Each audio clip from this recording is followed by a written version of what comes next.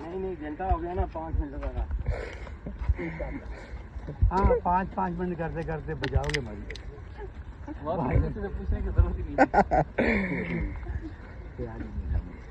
اچھا واپسی تو جانے تو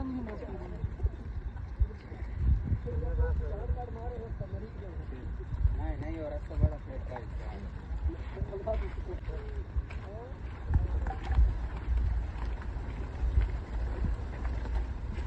پڑھ باقی پڑے گی.